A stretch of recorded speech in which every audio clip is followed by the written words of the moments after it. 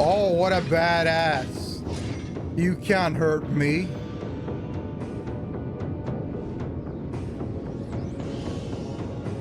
Oh, this is the end of the last game.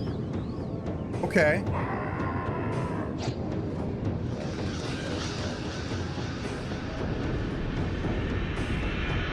Holy. It was all a dream.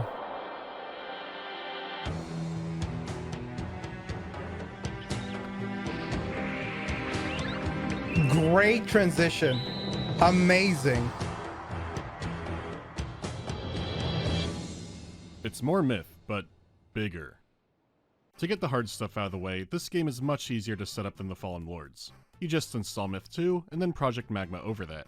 There are no options to check, no levels to download, do the tutorial and you're good to go. What are you doing? How do you expect to learn anything? This is handy since one was a trial to set up, including one absolutely bizarre issue. You may have noticed on some, but not all missions, the Berserkers are bigger than they should be, and it only happened while the TFL gameplay option was enabled. Did I have a weird plugin? Was there some kind of engine scaling issue? No, it turns out that someone out there really, really likes the Zerkers. Sus músculos. Míralo, Cristóbal. Oh, sorry about having the CC on. And there are now clients floating around that make them bigger if TFL is enabled. Some fan groups even had this version as their default for years unnoticed. They are supposed to be big boys, but the ride never ends trying to play this thing. You can get it to run and find out a few missions in you have the Gachi Muchi fan edition. Anyhow, you've already gotten the recap of the Fallen Lords. Balor was defeated and his head tossed into the Great Devoid, or golfed into it. The manual prologue isn't too necessary this time around, since the game itself will tell you what you need to know. A 10-year-old child is talking about the end of the Great War 60 years ago. Balor may have been killed, but no one is sure what happened to Soulblighter. By most accounts, he escaped in a murder of crows and hasn't Did they all die? Like, it looked like they all exploded there.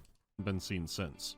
Until the child starts seeing crows and then Soulblighter himself, who plucks out his eyeballs. The intro also shows Ulrich, who is now king, having nightmares about the war before also encountering a crow. From the title, you probably guessed he would be back.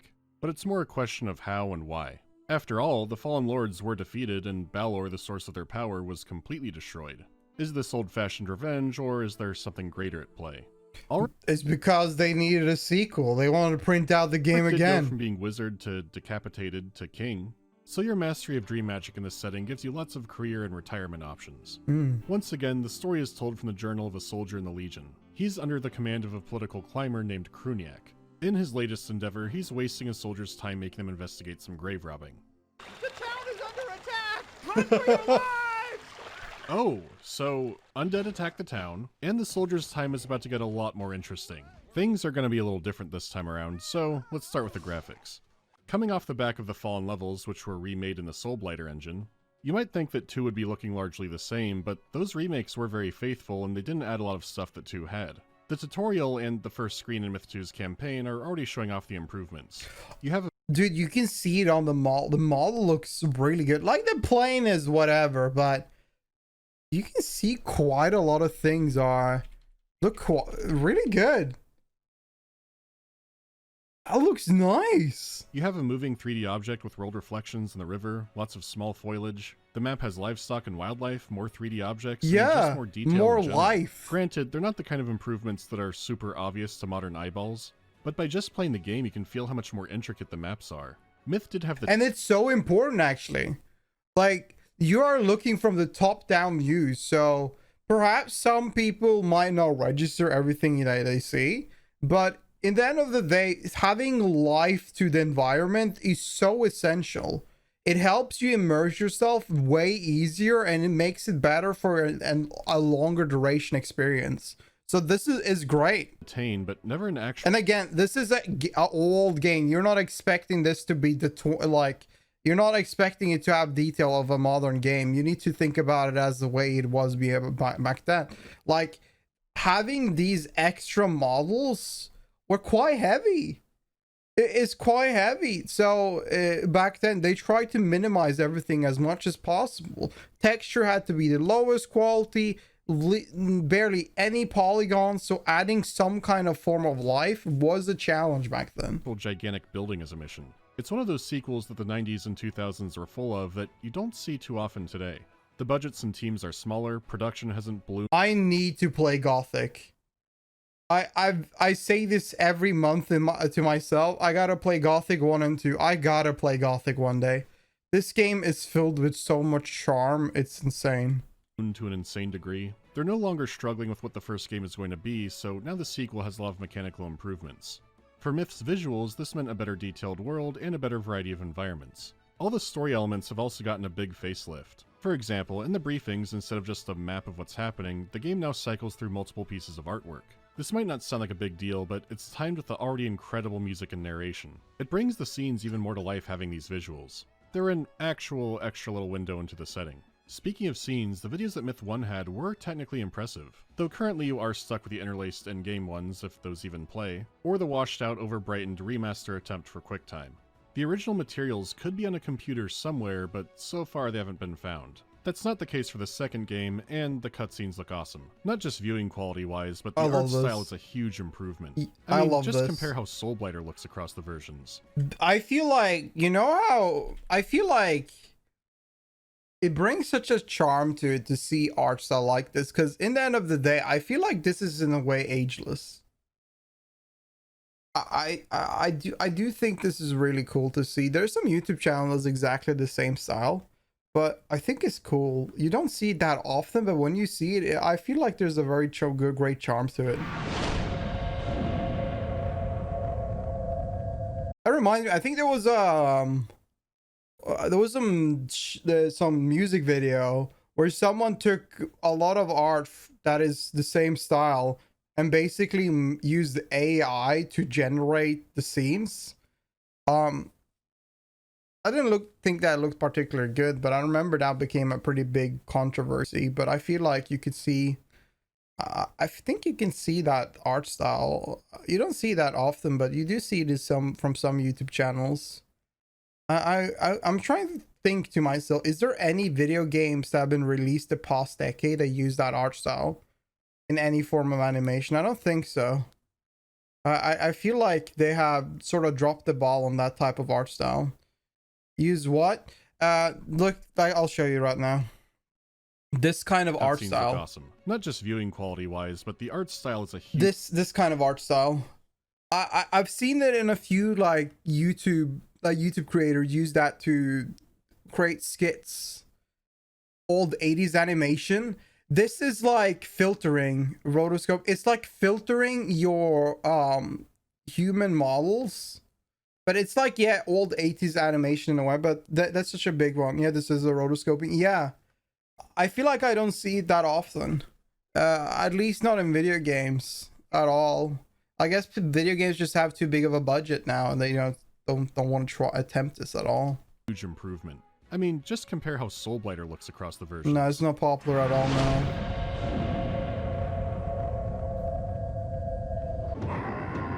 Bro, this guy, I would be mad as well if I looked like that.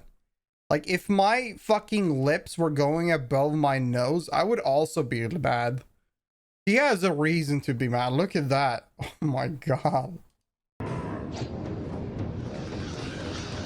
Considering the material, even some developers weren't satisfied with how the Myth 1 cutscenes turned out. That was for a two, situation. The animation was outsourced to a Japanese company, Anime International. Instead of was Disney, it? It now reminds me more of 97 Berserk. Oh. And if you're tickling that part of my brain, you're automatically getting points.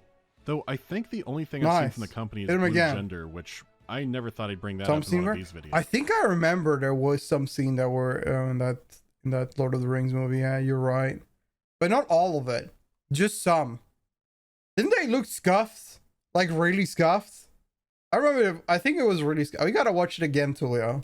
Great movie. If you look next, Murdering Nightmare Bugs, you they look hella scuffed. Yeah, they did. It's been a long time, but wow, I never imagined a Myth connection. Still, there have been good visual improvements all around. It's not a complete overhaul, and it didn't need to be. The team already did a great job with appealing character designs and smart use of color. They didn't try to fix what wasn't broken, and instead added on to it. The landscape is richer, the animation is smoother, and it can be harder to notice or appreciate nowadays, especially if you are using the fallen levels for Myth 1.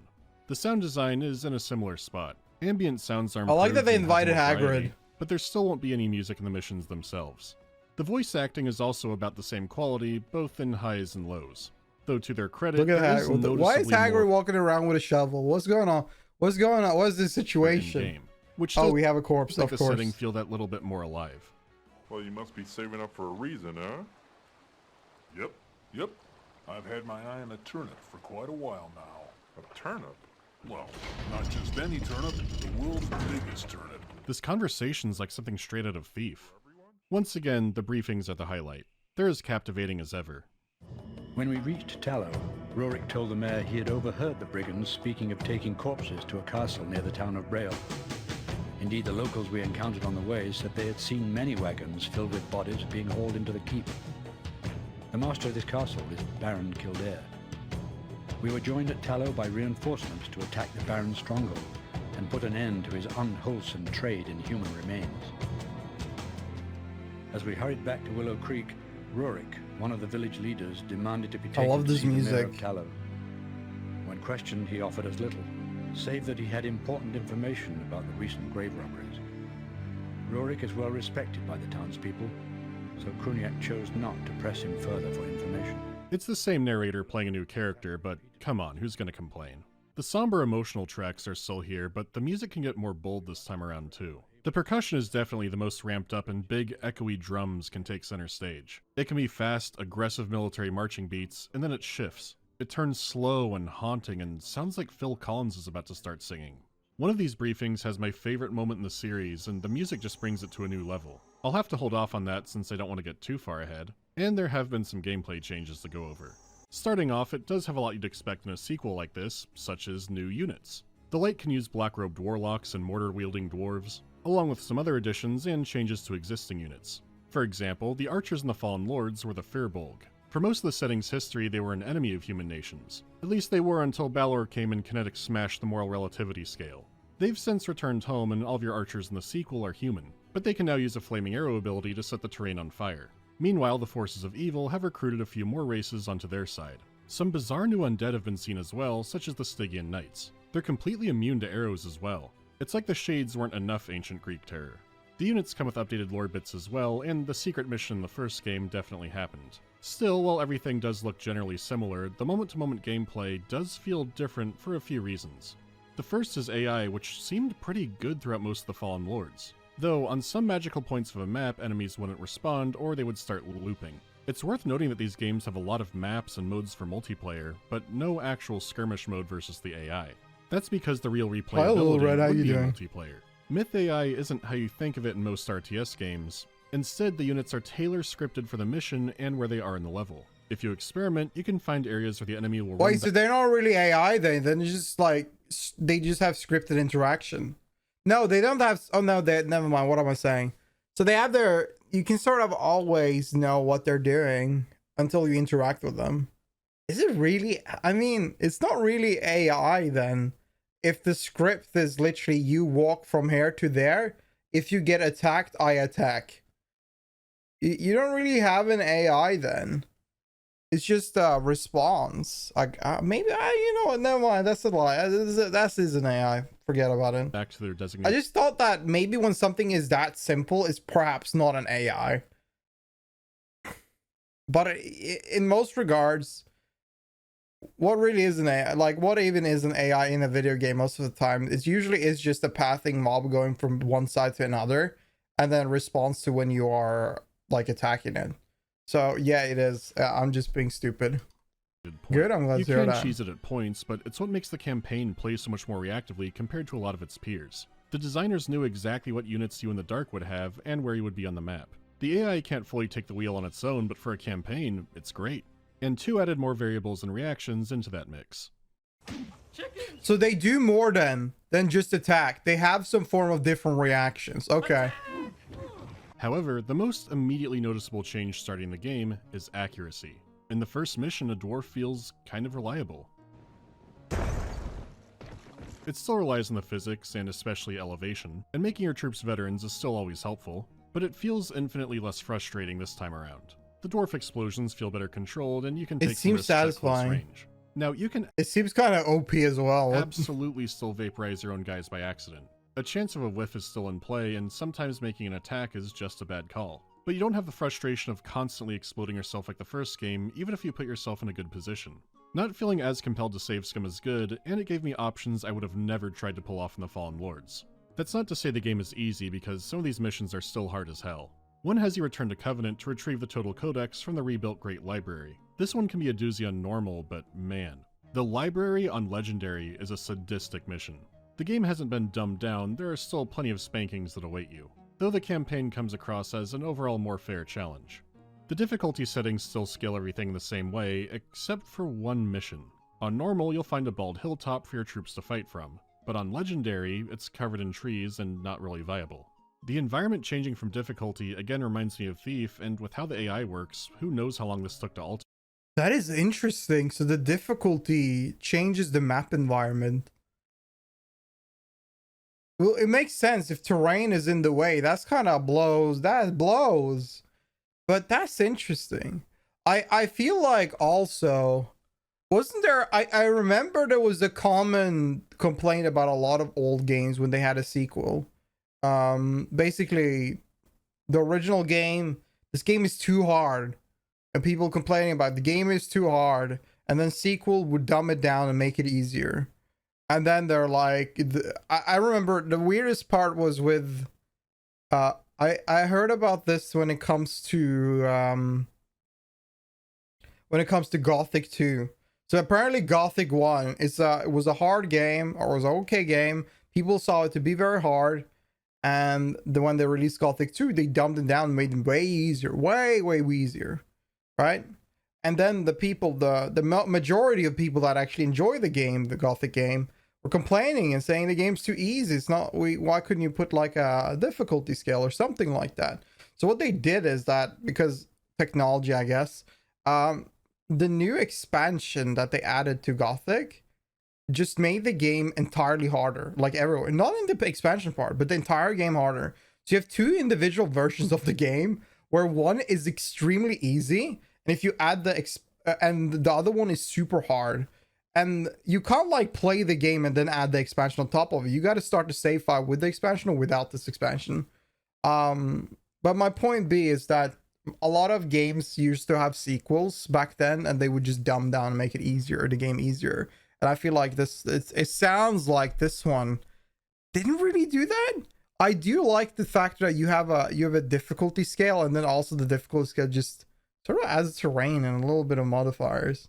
That is nice. Sure. The difference between, I haven't seen this before. I don't think I can think about any games that just change the terrain because of the modifiers, not because of the difficulty scale. That's cool. Between normal and legendary in this series can already make the missions feel like a different game. But even if there aren't any other subtleties like this in the game, this example is still very unique to the genre.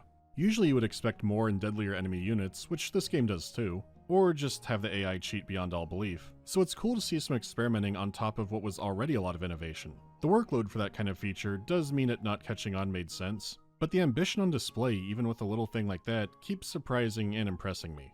Anyhow, formations are snappy. Look at that. With a little thing like look at the water reflection. that keeps surprising and impressing me. That is impressive. Anyhow, for formations this kind of old game. How groups of units engage feels a little Wow. different, but these are the highlights to see in the campaign.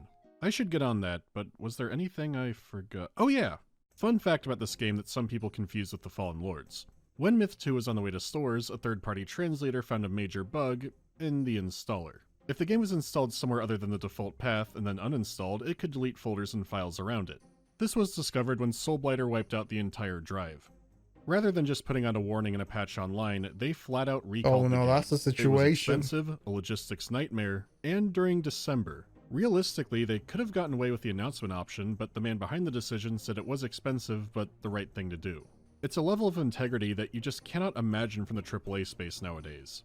If someone now asked their boss to delay a game due to a major but niche issue with the uninstaller, they'd probably try to fax that employee a low-tier god gift since they're not quite sure how their own cell phone works. There's a good chunk of people who thought that story was about the first game, but no, it's Soulblighter. Speaking of, I'm getting into I didn't expect a low-tier god reference the there. campaign now, so spoilers from here on out. See, a town being attacked by the undead is alarming, but not catastrophic. There were other Wow. necromancers in the setting's history, like the Watcher. Balor was just on Look at another that. level with the practice. Krunyak's investigating also reveals that some local bandits have been taking villagers away to a nearby graveyard. It could all be the work of a minor second session D&D boss. The area can be ominous, but there's no sign of any warlord. only some prisoners. But even after clearing the graveyard, the attacks are still coming. So one of the villagers leads you to the nearby town of Tallow to consult their mayor. If the villager doesn't make it, you'll be even more reminded of the 90s. Rorik has been killed. You bastards! Also odd is that if you go out of your way to kill some frogs, you'll unlock a secret mission, but unlike the one in the Fallen Lords, this one is a straight up joke. It's a deer hunting mission with actually sound hunting advice. It doesn't help too much in game since the blunderbusses have some kind of anti-tank caliber, and the deer are incredibly aggressive. Well, that's a bomb. That's It is a a tricky one, RPG, but not we a can move on. rifle. Casualties. After What? consulting the mayor, it's revealed that many corpses being robbed were being taken to a Wow. nearby castle ruled by a baron. Our soldier narrator is relieved since attacking the keep directly means likely avoiding most of the undead. It is ironic that Kruniak is meeting politicians and shaking hands, but in a very different way than what he imagined. This mission in particular shows off a lot of the Myth 2 improvements. There are functional gates and a moving 3D drawbridge that you'll need to cross in order to enter the keep, which is done using a dwarf infiltrator who arrives, all during the same mission.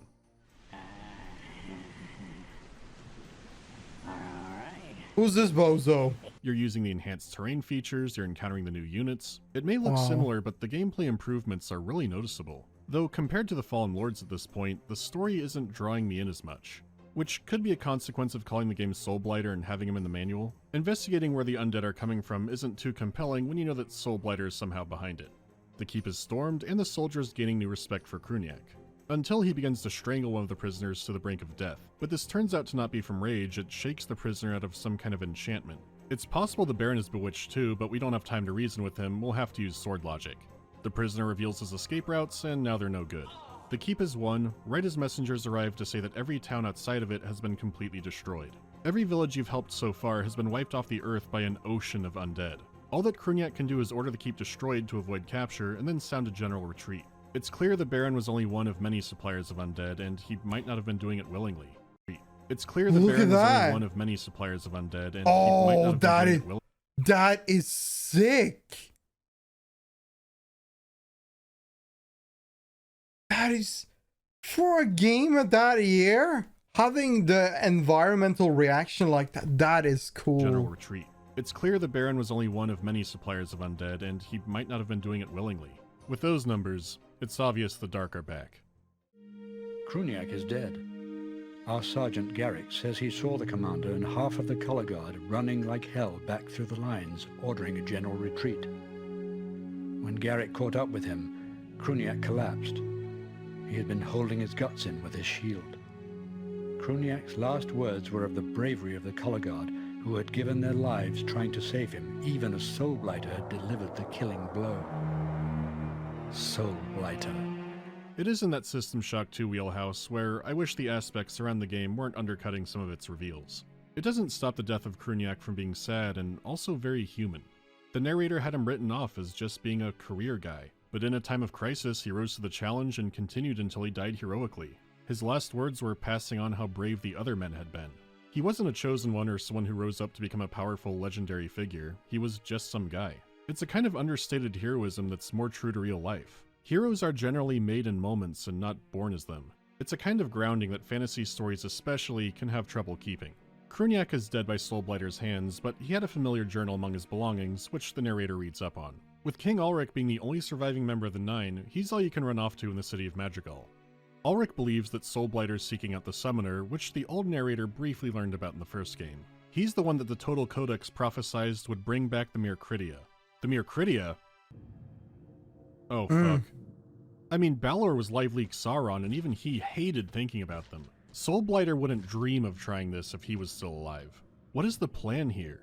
Is he stupid? Yes. Well, the 7th Legion is sent to the library to check out the Total Codex and slow down Soulblighter's progress, with all the joy that comes with that. Weeks pass and Soulblighter has ravaged hundreds of miles, destroying several major cities.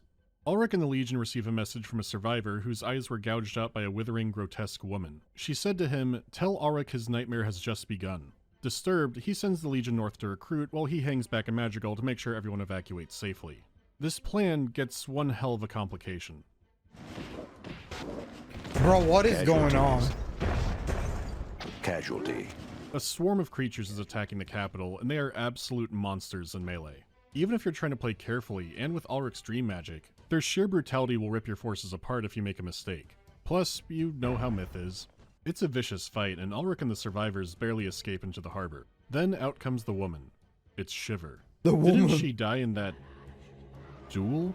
Well, the exact wording was she fell, but regardless, definitely seems to be a temporary setback for users of advanced dream magic. When the dead speak, you should listen. Except that Ulrich thinks whatever trick the head told the 9 before to defeat her won't work again. The head hasn't been seen since the end of the Great War anyways, and who knows what he's up to. Our deepest fears have been realized. Soulblighter has found the summoner, and through him has unleashed the Mircridia on the world. The Mircridia are officially back. Wait, these are the Mircridia? They're ferocious, but they're just big bat people. Even the Trow seemed more terrifying. Oh my Off-screen ancient God. evils get tricky when you show them. It's not the first That's game to a do this, big and Chad. definitely won't be the last. And as an evil Holy. fantasy creature, they aren't a bad design and do look deadly. The issue is they're mythologized to where only a demigod could take them down. And while Ulrich is clearly the best at it, your other soldiers can survive them. He Their just strength is wiped as them a storytelling all out. device that added flavor to the world and a lot of mystery and depth to its main villain. The writing was so good at powering your imagination of them that, let's be honest, no unit in a 1998 RTS game would do them justice. Playing the game, the reveal and how tough they are does feel appropriate, but my brain can't fully accept they're the beings that made this, even when they show it to me in-game. I think invoking them to make Soulblighter a bigger threat was the right choice, but they were already doing that. They're also introduced so suddenly you might just think they're another new evil race and not the Mircridia. Hell, I feel the reason like- one of them is the first thing I feel like even by showing the main villain that you killed in the previous game, that I feel like they sort of hit the ball with a lot of moments. Like they could have made this big moment at the end of the game that he's back. Oh my God, this is where everything's going wrong. But putting the box art of the main villain that you saw in the old game that you thought was dead kind of ruins it all and spoils everything. And perhaps an old game, like he's saying, like an old game RTS, perhaps in book, where like in writing, they managed to make you believe and see and imagine that this creature was something incredible and deadly and very scary. And then in an RTS game like that from this age, it's very hard to probably create it and make it into a reality. I assume it maybe was they should have probably held that back and not created it here and let it just be something on your mind instead of something that is actually in game. They could probably put them as the thing that he's trying to spawn, and that would sort of emphasize the story and make you more driven to kill him or get rid of him. But yeah, big mistakes. 2 big mistakes with the story. you see in the Fallen Lords videos because I figured no one would think this is the ancient evil. They're cool on their own, I get why they did this, but I hope you see where I'm coming from. Besides, after a massive invasion at the rendezvous point, things start getting interesting. Capturing this location will keep Shiver held back, but the rest of the forces are out on a quest. Soulblighter's alive, Shiver is still alive or resurrected, so killing Balor didn't destroy the Fallen, only their armies. Others could still be alive, like the Deceiver, who you saw turn on allied forces in the Great War. Ulrich wants to find the Deceiver. Maybe he'll hate Shiver and Soulblighter more than us and we can recruit him. Recruit the Deceiver. He makes the snake from Stronghold seem subtle. Trust me.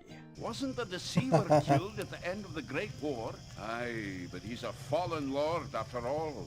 Through the magic of the dreams. It takes a while to properly get on the trail, but one of the journeymen in the Legion was there at the fight where he was defeated.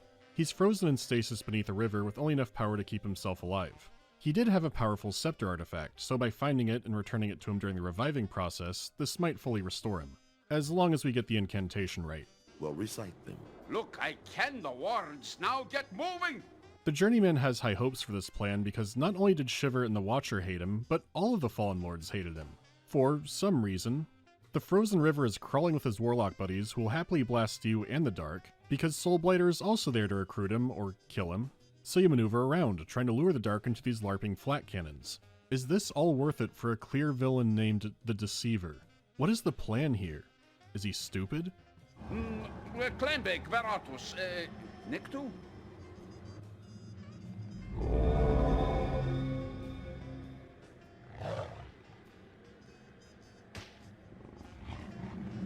Close enough. Now let us away. Rest well, Sunday, Skelly. Have a February good 1st, night. The 12 Duns, south of Rionen. The Deceiver is deranged. Of this I am absolutely convinced. It's a good start already. He claims to be held in high regard by the Trow. They'll fight alongside the Legion for an entire year if they can be convinced. The question is, will the Deceiver be the one doing the convincing?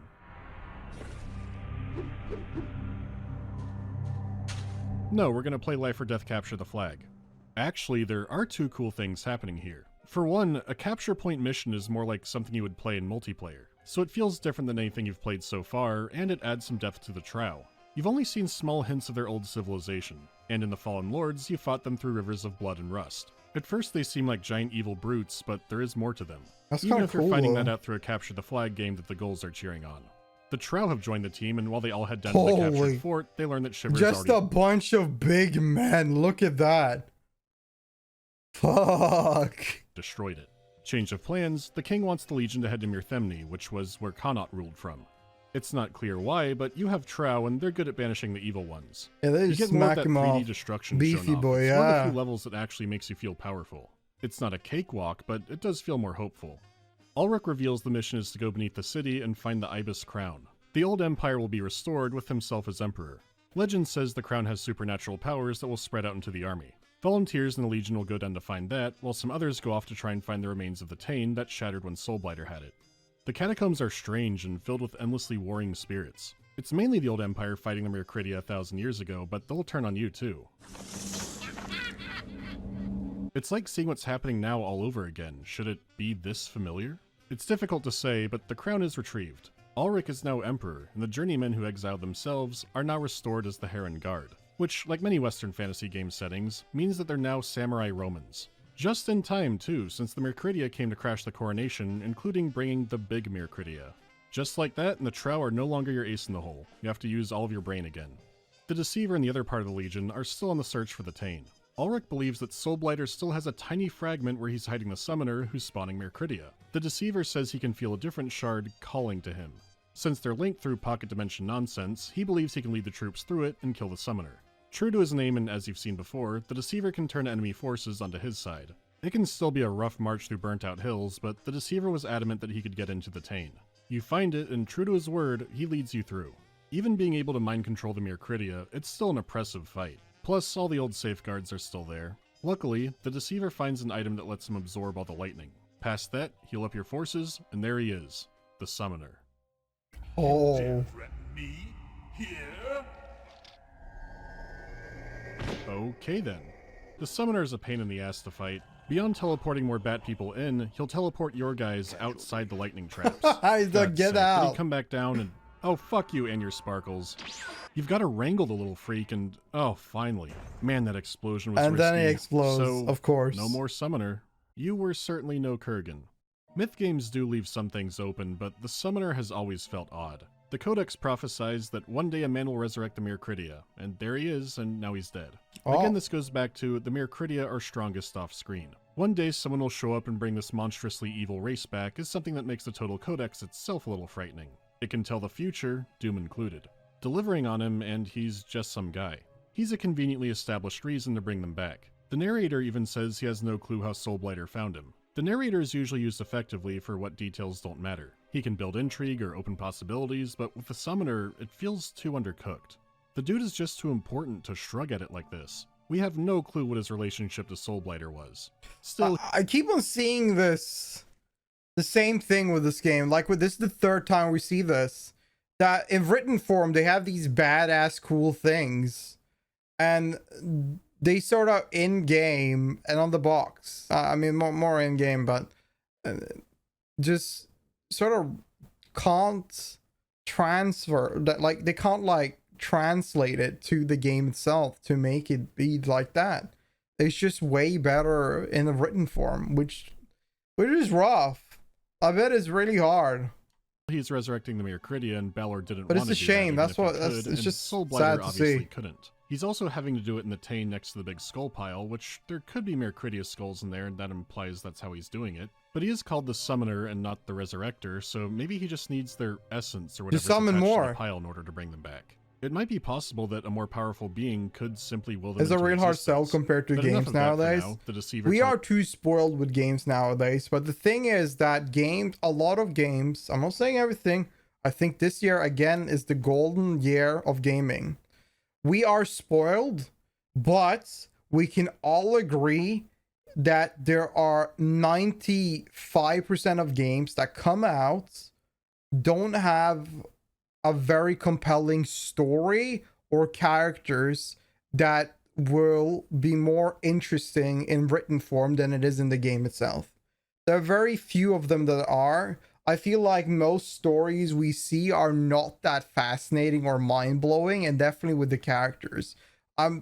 Some or most are, but you have, of course, your some takers that do astonish you and have done a great job and really captures everything. Like people talking shit about Genshin, but if that's what you're interested in, you're gonna have a great time. And Genshin is a good example for this actually, because the thing is that Genshin has an S tier story with an F tier storytelling. Like on paper, the story and the character of Genshin is amazing. It's great. Now, it's not Lord of the Rings amazing. We're talking about a video game, right? The story is very compelling, interesting, unique, and has a lot of things to it.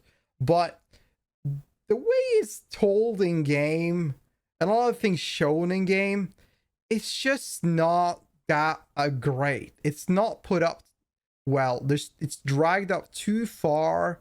It's just filled with so much nonsense that it's not the best world building. They do an amazing way, like they're doing a great job with world building, and a lot of games don't. This is my common complaints about every game nowadays, is that not many games really captures the heart of the story or the character himself. It's very few games that really make me immerse to the game or the story. It's very rare to see nowadays. I feel like it, but perhaps I am so spoiled with so many games that I can't be this like that anymore. It's no longer 2005 and my imagination was crazy. Perhaps that's the problem, but then again, I'm playing now Baldur's Gate 3. I am immersed. I am very immersed in Baldur's Gate 3. I'm never thinking to myself that this is boring. I'm always having a great time, and I'm very into the story and all the characters I met.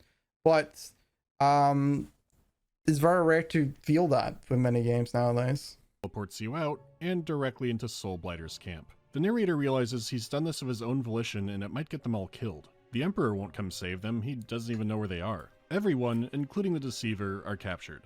The other prisoners say that Shiver has completely destroyed the Western lands. Now they're all imprisoned and tortured by a shade named Fellet.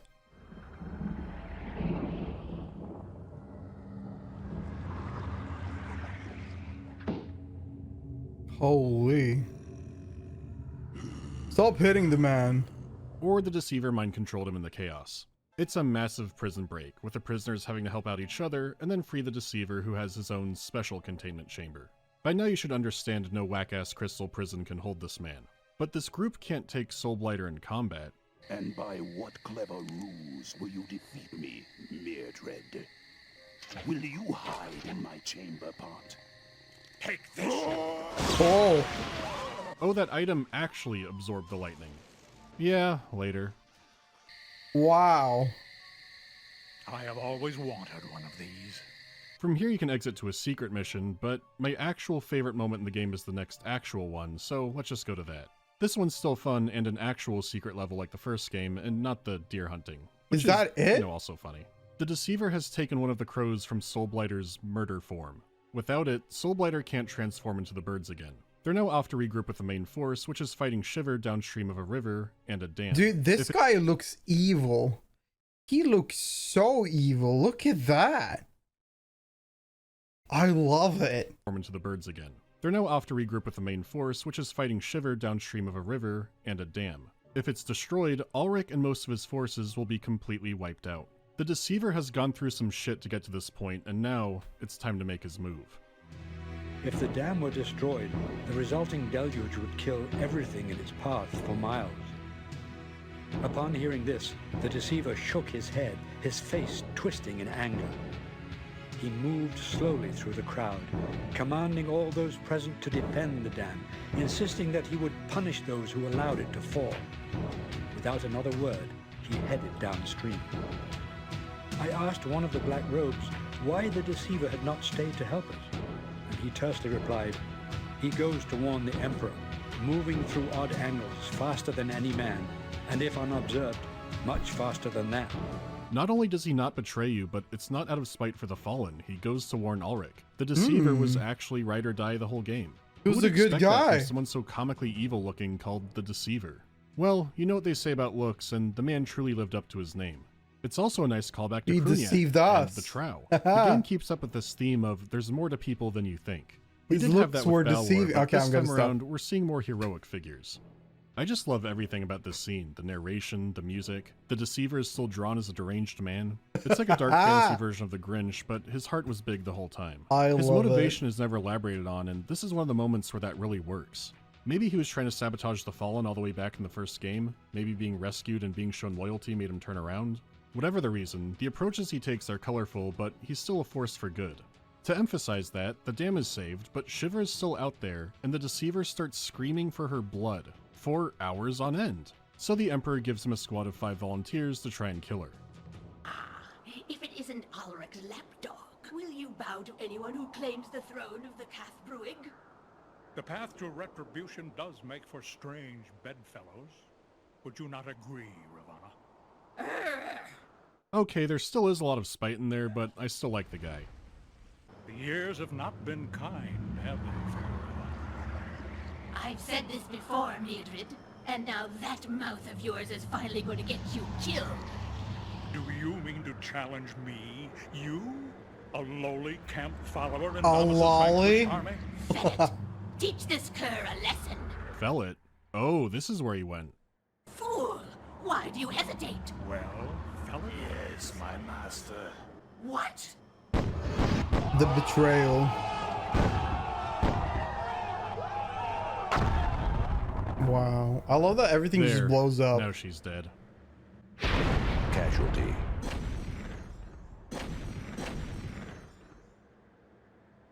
The No. tales of Ulrich's swordsmanship cannot begin to describe what I have just witnessed. Are we not going to talk about what just happened?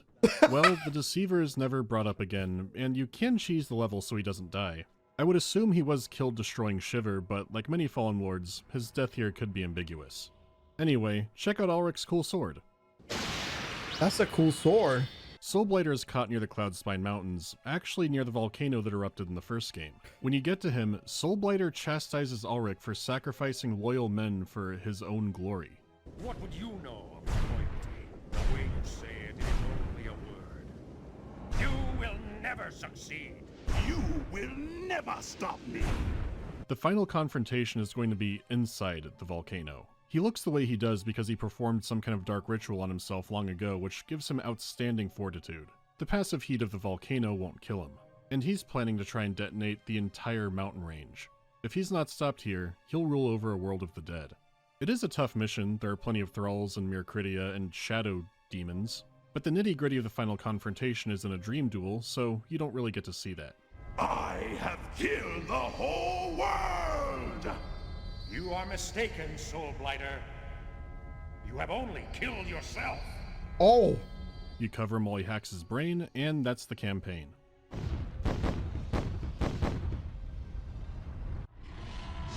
Wow.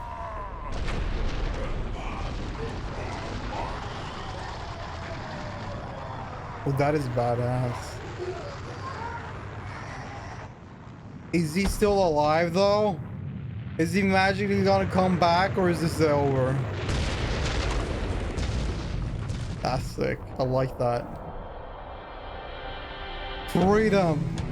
Oh. That's a high mark for a final cutscene, but there are so many questions piled on. It seems like Soulblighter wanted simple revenge after all, until you get to a 4-minute scrolling epilogue. Myth began with a narrator listening to a journeyman, and it's now going to end the same way. To sum it up, the original journeyman was partially correct, and the world does have ages of dark and light. These are due to laws that govern the very workings of the universe. The passing comet is the sign of that shift. There would be a golden age and then an age of darkness bouncing back and forth like Pong, or Nop. The ones who ushered in the golden age were always those who stood up against the dark. However, many of these heroes are doomed to return back in the next age as fallen lords. As the cycle goes on, the champions of light are always different, but the champion of darkness is always the same. A transient being called the Leveler. In ages past, they beheaded and burned the Leveler, cut him apart and spread his body across the world. Pulverized him into dust and spread it beneath a mountain, but he always comes back. Connaught was the last one to wear the mantle of the Leveler and became Balor. He likely knew this, and it's why he hid or destroyed powerful artifacts.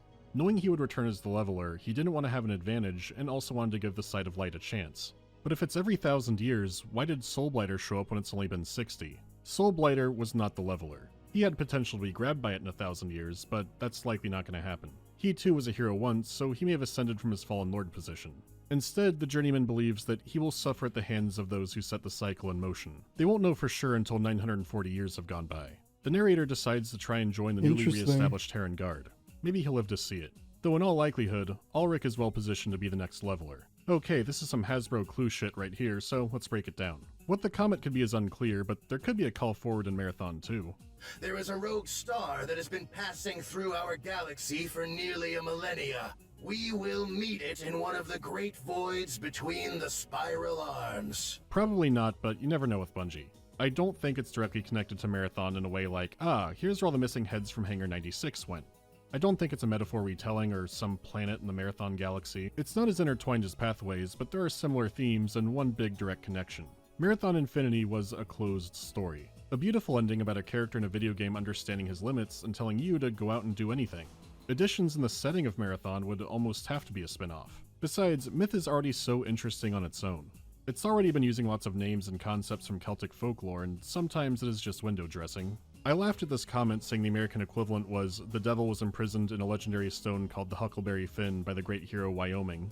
But even concepts like the cycle are drawing from some deeper mythos. Hell, bringing up Halloween 3 could be relevant. Glenn Cook's Black Company Chronicles was also a huge influence. Very different worlds, but concepts like the storytelling and the Fallen Lords all have their basis over there. You see bits of it in games like Tyranny as well. Still, that one Marathon connection is strong, so let's go back to that Fallen Lords question. Who exactly was the head? He did trick Ulrich into the desert looking for a near-invincible suit of armor. And while our cutscene image and angle of Balor isn't great, he could be the head. Maybe that's the armor? The issue with that is that Ulrich said he was interrogated by Balor, which, unless it means he had powerful dream nonsense, he would separate them out. They never talk to Balor like he's the head when they meet. Well, maybe he is still Balor and throwing the head into the pit sends him back in time to set everything up, or... Nah, it's complicated. Besides, it said the Great Devoid would destroy him. He claimed to be one of Connaught's advisors, so the simplest answer is, he's a fallen lord. He was alive through strange magic, wreaked havoc in the light, and was clearly up to his own devices. That's dead on for every other one, they just didn't know what they found. Regardless, why does the Great Devoid destroy Balor? Just from the sounds coming out of it and what it does, we know it's not a simple hole in the ground. This is where the Marathon connection comes in, though arguably, you could say it started in Pathways into Darkness. The Work and Kakantar are eldritch beings, and they can't die, only be put to sleep. They can shape the land and create monsters, even unconsciously create lesser beings that are still powerful and can create monsters of their own. But that power waters down greatly compared to the creature itself. Sometimes they still lose and drift for millions or billions of years until they slam into a planet somewhere and get buried. Maybe another race uncovered it by mistake, or it shaped the ground above.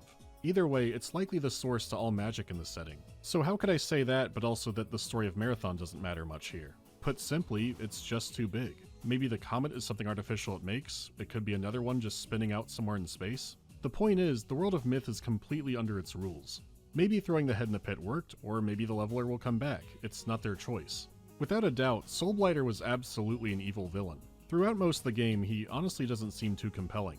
Then you realize when he's taunting Ulrich about sacrificing his loyal men for his own glory, he knows that Ulrich is the next Leveler. He was Balor's right-hand man and possibly Connaught's before, so he knew about the cycle. He was trying to force it artificially, and when that didn't work, thought he should just destroy the surface. Soulblighter may have aspired to be the Leveler, or he was trying to free the world in his own deranged way. It's ambiguous, but Myth 2 has more to its characters up to the very end, and that's the strength of the story. I definitely think The Fallen Lords was a tighter tale, and it felt compelling the whole campaign. The sequel feels like it has a good amount of tire spinning in comparison. Soulblighter himself doesn't seem too interesting until the very end of the game. I want to stop there for a second. Dude, I think that is really interesting story though. Like how the light, the hero of the light will always become the legend of the darkness. That's kind of interesting, because you could like think about that everyone that is a king or everyone doing good will always know that they will come back to become evil. Try to think about a story that does that. That's cool. I think that's really cool. However, it's still a story that delights in revealing that there's more to its characters. Some are just means to an end, but others that aren't directly elaborated on still have history and intrigue surrounding them. I mean, hell, it's a series where the forces of evil are called the Dark, but the setting and characters are so compelling that it doesn't matter. A major player in the fate of the world can just be a deadly brain. You could do side stories in this world too, and that was proven with Myth 2 Chimera. I think it's worth a brief look here.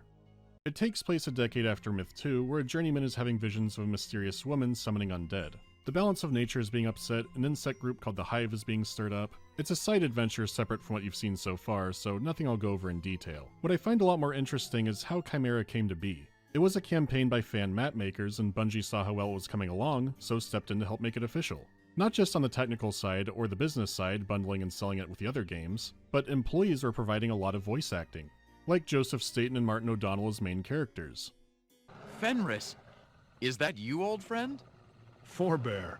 So you were the bear that smells like a man. The time when it was normal to just have regular office workers just take Judy, the secretary, to get her to do a voice acting. Dude, I love it. It's so cool. My friends So did funny. not know what to make of you. Jason Jones, Alexander Seropian, another familiar Oh, what is names that and game voices. called? Thank God it's you!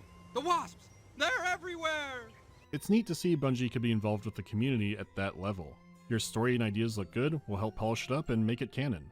You can also tell from the design that this was spearheaded by fans. The levels can be incredible and really show what you can do inside of the engine, but they're also made to thwart Myth players, like ambushes that are only triggered by certain kinds of units passing a point. It's a short but difficult campaign that honestly does have a lot of bullshit, yet that's still not a deal breaker because it has some of the most fun and engaging missions in the series, plus the new units, abilities, and additions that any expansion should have. The story is unessential, but if you like the gameplay, then it's worth a shot. Knowing what it is, I really enjoyed feeling the fun behind it. Unfortunately, this did not leave enough gold in the treasury to purchase scabbards. Mallory proposed a special dues collection to pay for the scabbards, seconded by Martin the Bard, but the motion was defeated. There's also Myth 3. It's a prequel, There made is by a different company. I knew it. There's another one. Who's back? That went off in their own direction instead of Bungie's.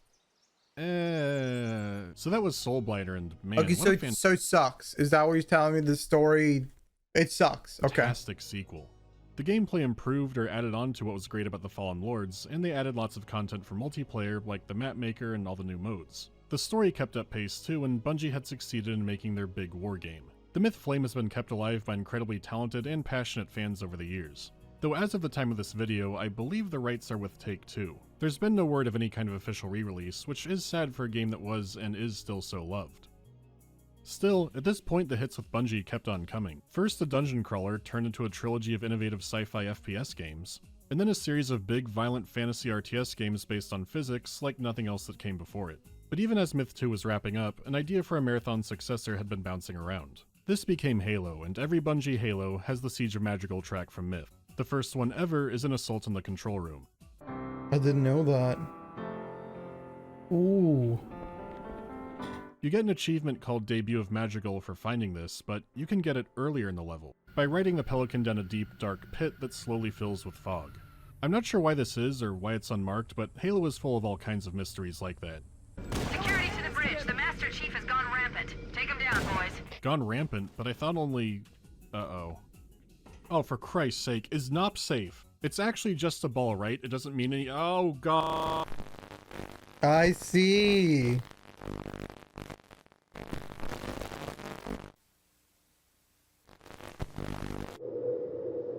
Oh my God.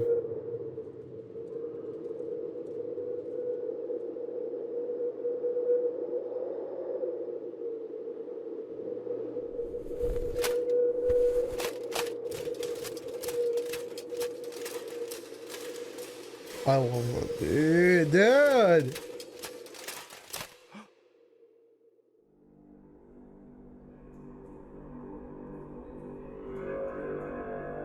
Oh shit.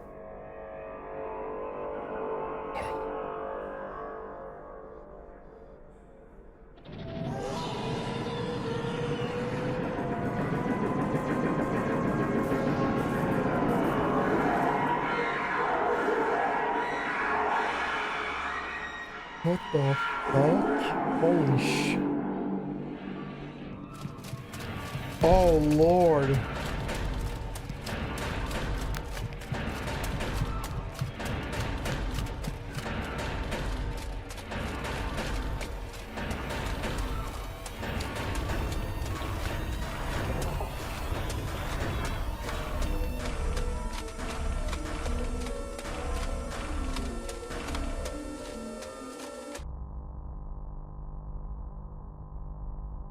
Bro, what am I watching right now?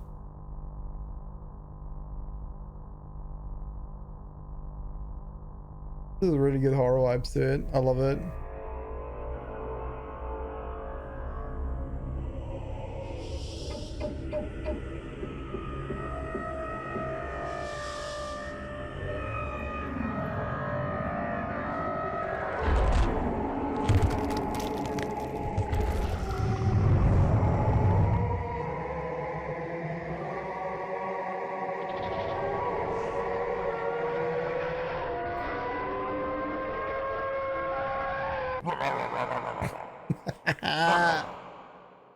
Good one.